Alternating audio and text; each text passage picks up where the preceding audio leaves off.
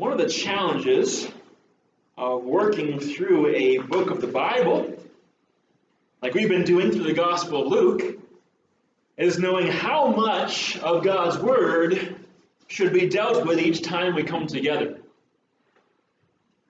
And if you've been with us throughout our study through Luke, you've probably seen what I mean. Because usually we end up looking at anywhere between 5 and 10 verses, depending on the passage. There are times, however, that we've looked at far larger portions of Scripture. In particular, the largest portion of Luke's Gospel we've looked at was 16 verses long. And that, if you remember, was Luke chapter 3, where we looked at the genealogy of Jesus Christ. There's other times that we will look at much smaller portions of Scripture. The smallest portion of Luke's Gospel we've looked at thus far was just 2 verses long. And that was also in Luke 3, where we talked about the baptism of Jesus. It's short passages like that help you understand why it will probably take more than 2 years to make our way through Luke's Gospel. And I regret to say that our text today will not help us get through Luke's Gospel any faster, because for the second time, we will be looking at just 2 verses. How many of you, growing up, regularly had some kind of dessert if you finish your supper? All right, so my family is not the only one. For better or for worse, we usually allow our children to have something sweet. Number 1, if they finish their evening meal. And number 2, if they finish in a reasonable amount of time, which usually is dictated by a timer. We have this relatively small basket at the top of our pantry that is a dedicated candy basket. So if we don't have cookies or cake or some other kind of dessert, that's their dessert. This is probably not a good thing, but we have somehow instilled in our children the expectation of a sweet reward for finishing their meal, to the extent that if they do not receive a reward for a job well done, it's as if they have been deprived of their just desserts. I must make a confession to you this morning. I came to realize in my studies this week that you were deprived of your dessert last Sunday. Because Luke 6, 37 and 38 were supposed to go with last week's passage. And I unknowingly deprived you of your dessert because of another challenge that comes with working through a book of the Bible. And that's the question of which verses go with which passage.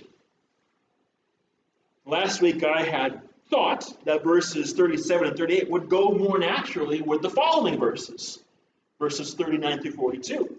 Because on the surface, verses 37 through 42 appear to have the same theme, which is the theme of judging. Even some of the Bible translations I use in my studies combine these verses together into a section. So I was initially planning on looking at these 6 verses this week, but studying this week, I came to realize that verses 37 to 38 are actually the conclusion to the passage we looked at last week. So I just wanted to begin this morning by apologizing for leaving you hanging last Sunday, even if you didn't know that I left you hanging. You've eaten your vegetables, you've eaten your meat, your potatoes, but I didn't give you your dessert. So today, you will get your dessert. I didn't forget about it. And Lord willing, you will be encouraged by it to return next Sunday for our next meal from God's Word. Let's look at Luke 6 this morning, if you've not turned there already. Now hopefully, what Jesus has taught so far in this 30-verse sermon that we're looking at, and Luke's Gospel is often known as the Sermon on the Plain. We don't know exactly if this is in some way the same sermon that he gives in Matthew 5, which is called the Sermon on the Mount. Maybe it's a level area on the Mount. I don't know if it's a completely different location using a lot of the same material. That's uncertain. But in this gospel, his sermon is 30 verses long. And hopefully what he has talked about in this sermon so far is very clear in our minds. But just in case, I don't want to assume, let me ask you just two questions to make sure that we are all clear about what Jesus has been teaching. I want us to be clear before we move on to this 2-verse text we're looking at this morning. First question. First of all, do we all understand the kind of thinking that the true follower of Jesus is called to have toward this life? Do we all understand that? In verses 20 through 26, Jesus begins by calling his followers to a life of hardship now, with the understanding that they will find true happiness from the hand of God in the life to come. So if a person thinks that they can set their affections on the comforts and pleasures of this life and at the same time be a follower of Jesus, that's wrong. That is not a correct assumption.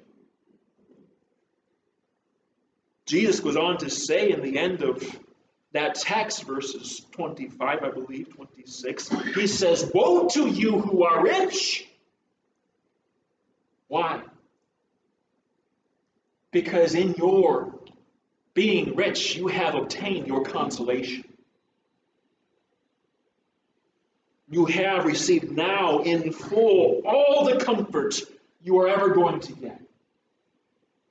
Which means that in eternity, in the life to come, there will be no comfort waiting for you. You have it now. There will be no satisfaction waiting for you. There will be no joy waiting for you, because there will be no kingdom of God waiting for you. A true follower of Jesus is not looking to this life for reward. He's not looking to this life for satisfaction or for his joy. A true follower of Jesus Christ lives this life with the understanding that his reward, his satisfaction, and his happiness awaits him in the life to come. Hardship now, happiness then. That is how the true disciple of Jesus thinks. And that is how the true disciple of Jesus lives in this life. Do we understand that? Is that clear from Jesus' teaching? I hope it is, because that's our foundation that we are building. Let's go on to the next question. Question 2. Knowing this, if this is indeed our thinking, if we understand the kind of thinking that followers of Jesus are called to have in this life, do we then understand the kind of response that the true follower of Jesus is called to have toward others in light of Jesus' way of thinking? Since we clearly, hopefully, I'm assuming, maybe I shouldn't assume, but assuming that we clearly understand the kind of thinking that the true follower of Jesus is called to have toward this life, Jesus next teaches us the kind of response we are to have toward others, specifically towards those who hate us. We see that in verse 27, because we have embraced the way of Jesus' thinking. We saw Jesus teaching his disciples last week that when their enemies demonstrate hatred toward them because they follow Jesus, because Jesus guarantees that in this life his followers will be hated, the follower of Jesus must love his enemy back. The follower of Jesus must do good to those who hate him. The follower of Jesus must bless those who curse him, must pray for those who spitefully use him, who mistreat him. The true follower of Jesus is actually defined by his love for his enemies. But Jesus also went on to reveal another characteristic of someone who is truly one of his followers. the true follower of Jesus loves, expecting nothing in return. The love that the follower of Jesus shows, he does not expect to be shown back. The good that the follower of Jesus does to someone, he does not expect to be done for him. The money or the possessions that the follower of Jesus lends, he does not expect to receive back. The follower of Jesus should love, do good, and lend, expecting nothing in return in this life. And he can do this with joy.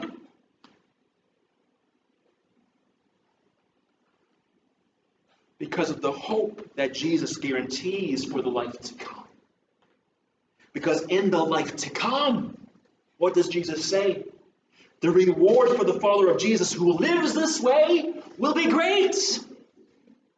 And not only that, the follower of Jesus will also be called a son of the Most High, because the way of love that Jesus is teaching reflects the love that God shows to those who do not deserve it. God is merciful. He is kind to the unthankful and the evil in this world. So if we are not, then are we God's children? So if God himself is merciful and loving toward those who do not deserve it, so must the follower of Jesus, as God's child, as God's son or daughter, show mercy and love to those who do not deserve it. So do we understand this? And these two questions, both the thinking that Jesus asks us, calls us to have toward this life, and the kind of response that we are called to have toward others, even those who hate us. Do we understand these things? Shake your head, yes or no. Do we understand these things? If not, you can go back and listen later. Yes, Mom. Give me a question. Show me a question. Well, we should be doormats. And how do we know when enough is enough? You know, I mean, there's a point when we're supposed to actually stand up against evil. So how do you discern the difference? And that's a different question, I think.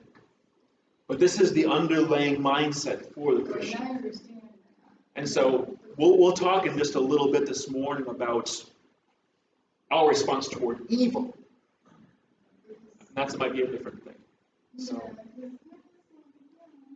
but we can talk after the service for sure, if you have further questions. All right. So keep that question handy, and we can talk about it later. All right? Yes, ma'am. I'm sorry, but I agree with we're not supposed to be told doormats. I'll go ahead and talk afterwards. So, but this is the kind of response. I mean, and again, we're looking at God's word here. And what I am portraying here, hopefully, is not my word. It's God's word. Now, if we have questions, that's okay. We can work through the questions. We can work through the implications. But can we change or come to disagreement with God's word? At the end of the day, we have to see God's word as God's word. If I am interpreting God's word wrong, we can talk about that. But this is what I believe God's word is presenting, the kind of thinking that the true follower of Jesus is called to have toward this life, and the kind of response the true follower of Jesus is called to have toward others, even those who hate us, right? And we see that very clearly, that followers of Jesus will be hated in this life for the sake of Jesus Christ. So with that in mind, right? Again, if you have questions, we can talk. We'll go ahead and talk later. I know and this is what God's word does. It causes us to wrestle, and it should. It must. Because we do not have everything together, myself included. Yep. Yep.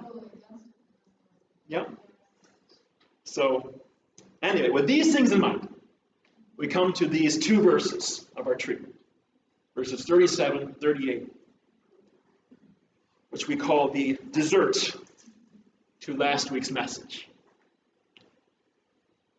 My goal this morning is to help true followers of Jesus understand the kind of response that God will have toward us, depending on our response toward others. As we look at verse 37, we see, first of all, the way God will respond to us. In light of everything that Jesus has taught, we need to understand that what we do to others, God will do to us. We see 4 examples of this in verse 37. Judge not, and you shall not be judged. Condemn not, and you shall not be condemned. Forgive, and you will be forgiven.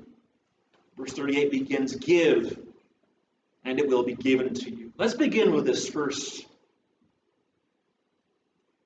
command, because we might be confused with this. The word judge is thrown about pretty loosely today. First of all, let's look at what Jesus does not mean when he says, judge not.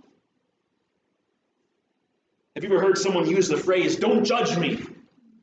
Or some iteration of that phrase? We've probably heard it from time to time. Maybe even some of us have used this phrase at some point in our lives. Why do people use this phrase? At least, maybe I'm wrong, but I believe this is one of the phrases someone might use to excuse actions that others may consider to be wrong. Don't judge me. You try to point out a problem with that person's actions, sometimes might pull out this phrase in reaction to your confrontation. Why might someone react with, don't judge me? Well, maybe he thinks you're hypocritical, right? Or you think you're so good, you think you're better than me. You're a hypocrite. And you can go on to all the reasons why he thinks he should be able to live the way he does. Don't you know what kind of life I've lived? Don't you know how hard it is to me? You can't possibly understand what it's like to be in my shoes. Think of my father, what he did to my mother. He left our home, left us abandoned. You go down the list. Don't judge me. Or maybe, in his mind, it's a battle of opinions. You have your opinion, I have my opinion, and if you think that your opinion is better than my opinion, don't judge me. Is Jesus telling us that we should never judge whether an action is right or wrong? That's not what he's saying, is it? Is Jesus telling us that we should never judge whether someone is doing right or whether someone is in sin? He's not saying that. In fact, Scripture tells us quite the opposite. According to God's word, we are commanded to identify sin and in certain instances even take action against sinful conduct. You hear the word church discipline. When does that happen? When someone's sin is lived out to the point where he's not going to repent. That needs to be confronted, biblically speaking. Paul wrote in his second letter to the Thessalonian church, he says, do not grow weary in doing good, and if anyone does not obey our word in this epistle, the epistle of 2 Thessalonians, note that person and do not keep company with him, that he may be ashamed. Well, it's awful, Pastor Judd, is it? If he's professing to be a follower of Jesus Christ and he doesn't want to obey God's word, yet do not count him as an enemy, but admonish him, right? Correct him as a brother. That sounds like confronting sin to me. 1 Timothy 5:20 speaks of elders who are being found in sin. You know how you're supposed to respond to confront elders? Pastors, if you will. As for those who persist in sin, rebuke them in the presence of all, so that the rest may stand in fear. Sounds like confrontation of sin to me. James 5, verse 20. Let him know that whoever brings back a sinner from his wandering will save his soul from death and will cover a multitude of sins. How can you do that without confronting sin? So clearly, Jesus is not teaching that we are to be silent about someone's sin. We are commanded, actually, look at Romans 12, verse 2, we're commanded to discern what the will of God is, what is good and acceptable and perfect. We're to walk as children of light, trying to discern what is pleasing to the Lord, Ephesians 5:10. It's actually a mark of spiritual maturity to be able to identify the difference between good and evil. You come here to Hebrews. It tells us that solid food, or deeper biblical truth, is for the mature, those who have the powers of discernment trained by constant practice to distinguish good and evil. So Jesus is not saying that his followers should never try to judge whether something is right or wrong, or judge whether someone is doing right and wrong. That's not the kind of judgment that Jesus is commanding us not to do. So what does Jesus mean when he says, judge not? We know what he's not saying. I think you agree. That's what he's not saying. But what is he saying? What Jesus is saying is that his followers of Jesus, are not to view themselves as the standard of righteousness. Followers of Jesus are not to view themselves as superior to others by comparing themselves to others. Followers of Jesus must not build themselves up by tearing others down. Followers of Jesus must not put themselves in a position from which they pass judgment on others. Might I remind you that the context of our passage also includes those who hate you as a follower of Jesus. Jesus is saying that if we are truly his followers, we do not have the authority to stand in judgment over anyone, not even our enemies. How many of us, if we were to be honest, are guilty of judging others by comparing them to ourselves?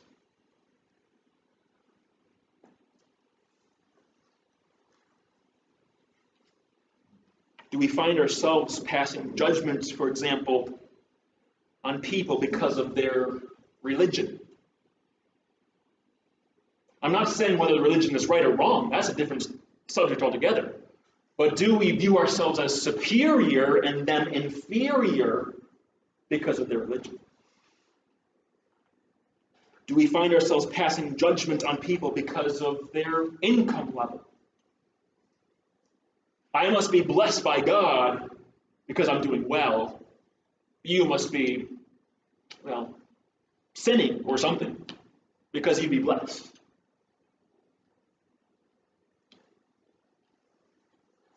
Do we find ourselves passing judgment on people because of the color of their skin? Or the language that they speak? Or even, dare I say, their sexual orientation? As we considered before, Jesus is not saying that we shouldn't call sin what God calls sin. We call sin sin. We stand on that. You hold up the Bible and you say what God says without ashamedness, without shame.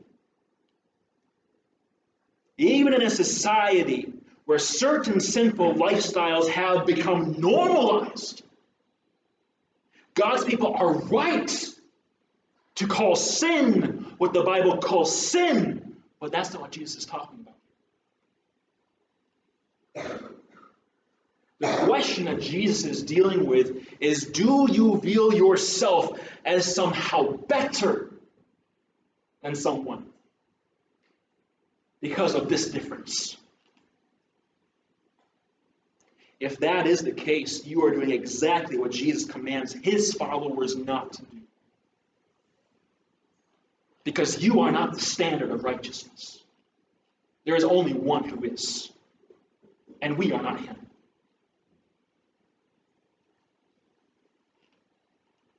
We do not have the authority to pass that kind of judgment. Not even on people who hate you for being a Christian. Remember the underlying foundational thoughts. Hardship now, happiness then. Because frankly, this is how the Pharisees lived, didn't they?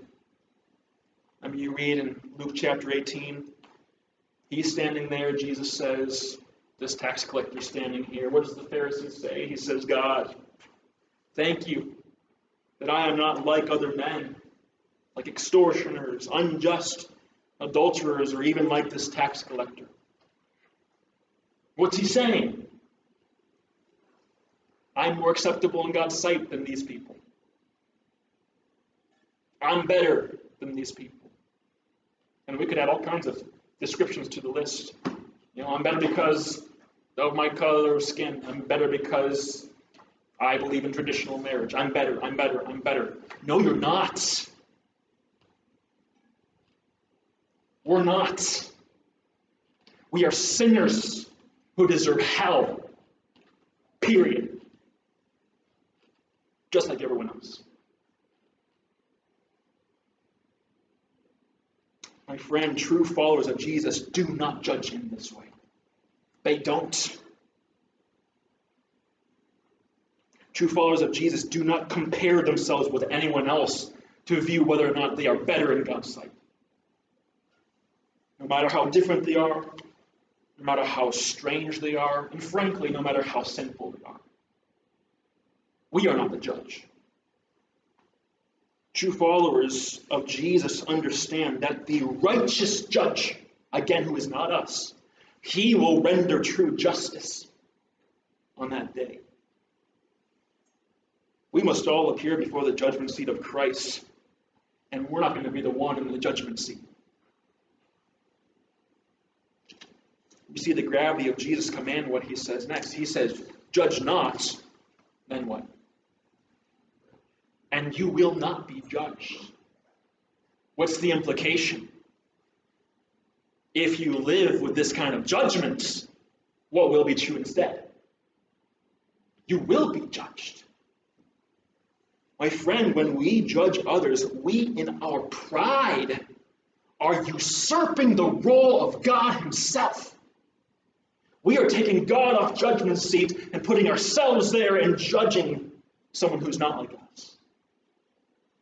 We're actually elevating ourselves in our own eyes to pass the kind of judgment that only God himself has the right to pass. And if any of us persist in practicing that kind of judgmentalism, you yourself will be judged. And might I add, it won't be as a follower of Jesus. Because followers of Jesus don't judge like that. Followers of Jesus do not judge. They might judge what is sinful. That's called discernment. But they don't judge people in comparison to themselves. Judge not, and you will not be judged. Secondly, we move here to the next phrase, next command. Jesus says, condemn not, and you shall not be condemned. This is closely related to Jesus' first command, but here, Jesus is commanding that his followers not view someone as forever guilty, beyond any possibility of recovery, a lost cause, or hopeless case. Again, this kind of response toward people that we might have to condemn before God has the final say stems from our pride. It's us, again, lifting us up to the position of God to determine whether someone is guilty, determine whether someone is a lost cause, hopeless case. How can God do anything with that? We don't have the authority to declare anyone guilty. Only God does. So the true follower of Jesus won't continually have that kind of attitude toward others, no matter how sinful they are. Again, that's not our purpose. That's not our role. Because frankly, we deserve the same that they do. But if you find yourself regularly regarding others with this kind of condemning mindset, if you regularly declare to yourself, he's a lost cause, she's never going to amount to anything, he may as well give up. If that's you, Jesus is giving you warning. If you do not cease such constant thoughts of condemnation, then the one who has the authority to actually condemn will condemn you. God will declare you guilty because a follower of Jesus does not condemn others. Thirdly, moving on quickly here, Jesus says, forgive, and you will be forgiven. A true follower of Jesus will forgive those who wrong him. What does Jesus mean by forgiveness? Now, it doesn't mean pretending that you were never wronged. It doesn't mean that you will forget that a particular offense was done to you. That's not what Jesus means by forgiveness. You may remember it for the rest of your life, but it doesn't mean that you can't forgive. Forgiveness does mean that the true follower of Jesus will not use someone's past offense, or plural, offenses, as a weapon against them. The follower of Jesus will not cling to that past offense as leverage to be used or as a justification to hold certain feelings towards someone. This means that if you are a follower of Jesus, you do not bring up past offenses to manipulate someone to do something or to act a certain way. This means that if you're a follower of Jesus, you do not cling to someone's past offenses as an excuse to be angry with everyone.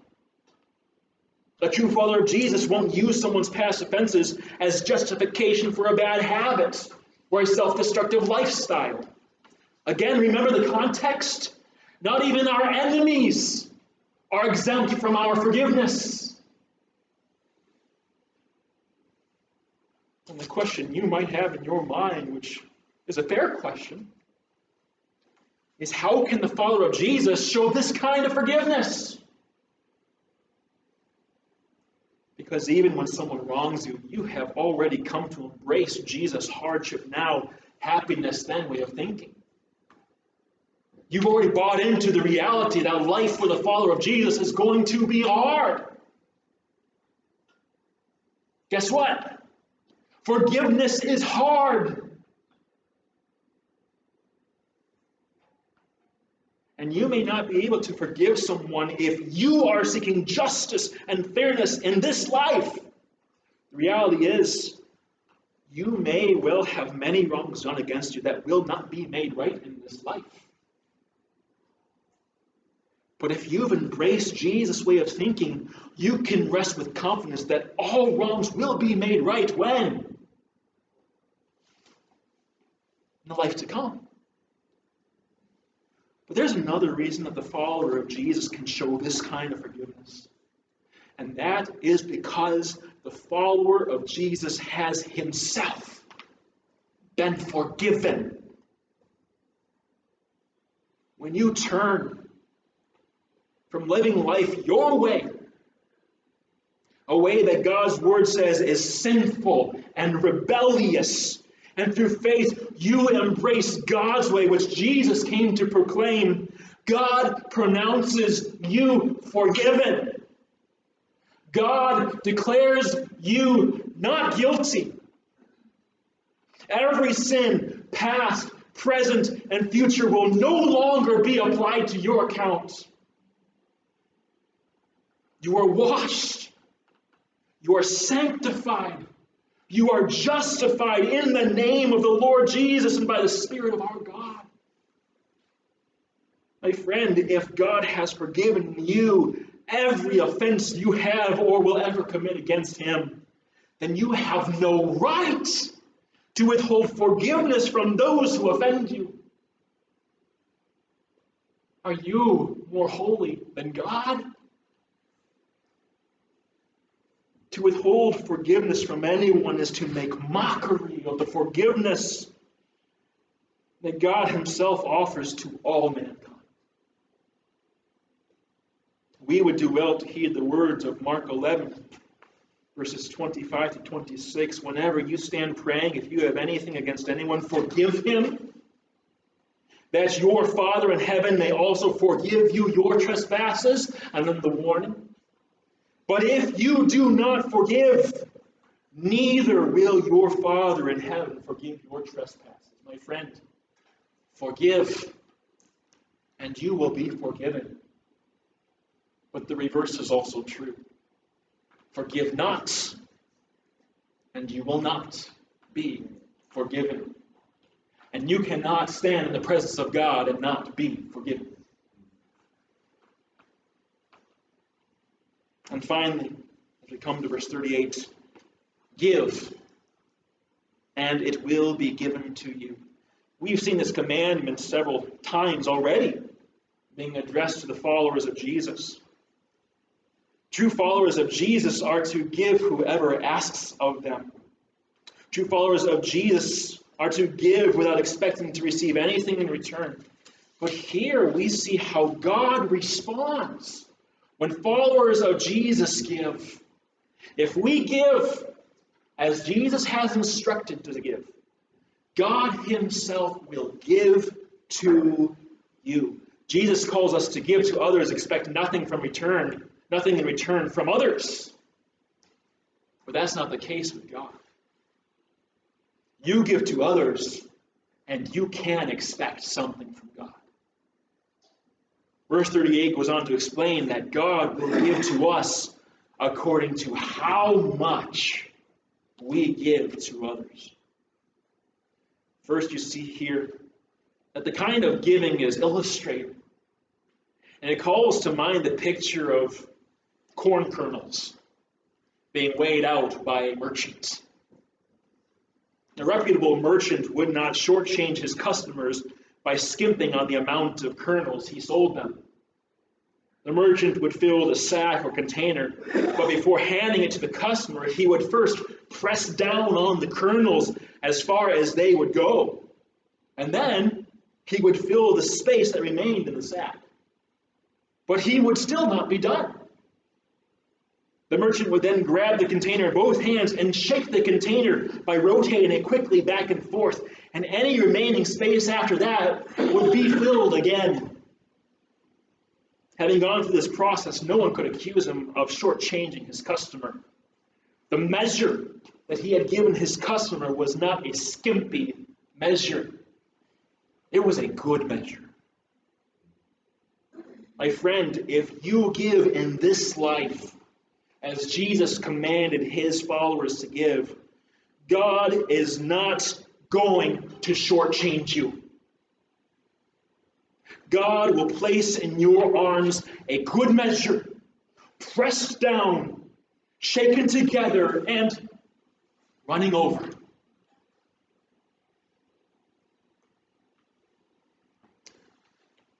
You may not see any return when you give to others the way Jesus calls his followers to give in this life. The reality might be you might see nothing back, zero. But if you have embraced Jesus' hardship now, happiness then way of thinking, you have come to understand that you are not giving in order to receive back in this life. As Jesus will later say, you are laying up treasure in heaven. You are giving in this life knowing that you will receive back in the life to come from the Lord himself.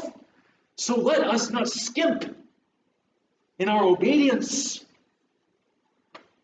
For with the same measure you use, it will be measured back to you. So do we understand what Jesus is telling us? Is it crystal clear in our minds? First of all, do we understand the kind of thinking that the true follower of Jesus is called to have toward this life? And I might argue toward everything in this life. Secondly, do we understand the kind of response that the true follower of Jesus is called to have toward others in light of Jesus' way of thinking? Finally, as we've seen today, do we understand the kind of response that God will have toward us, depending on our response toward others? Do we understand that? The true follower of Jesus does not judge others because he rests in the confidence that God himself will pass perfect judgment. We do not take that role. The true follower of Jesus does not condemn others because God alone has the authority to condemn, to declare guilty. The true follower of Jesus forgives, humbly recognizing the many offenses for which he himself has been forgiven. And the true follower of Jesus gives, knowing that God will give back to him in the life to come, according to the measure he has used to give to others in this life. Good measure, pressed down, shaken together, running over. That is how God will give. My friend, if you embrace the hardship now, happiness then, way of thinking that Jesus is calling us to have in this life, and you demonstrate that way of thinking by loving people who do not deserve it, for the sake of Jesus, you have the guarantee of Jesus himself that in the life to come, God will not shortchange you. Can you say amen to that? Let's pray. Father, I do not deny much of what has been said today may rub us wrong. We may even disagree with it.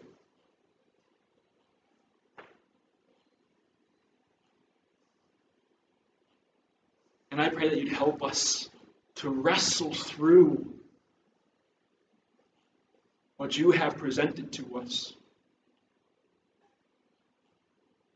I know that my heart needs to change. My way of looking at this life needs to change. And I think there are others in this room who would agree to say the same.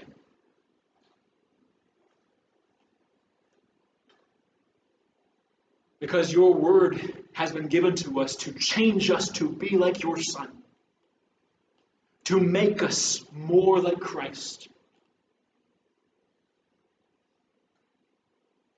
So perhaps there are things in this text today that we need to give up, that we need to come to conclude differently in our thinking. And we just ask for your wisdom.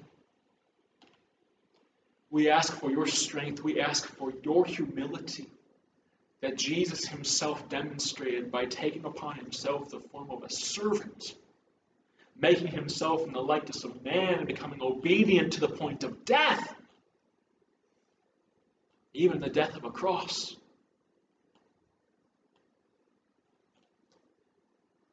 Lord, let us humble ourselves in your sight. Let us humble our hearts before your word so that you can do whatever you need to make us more like Jesus. We pray this in Jesus' name. Amen.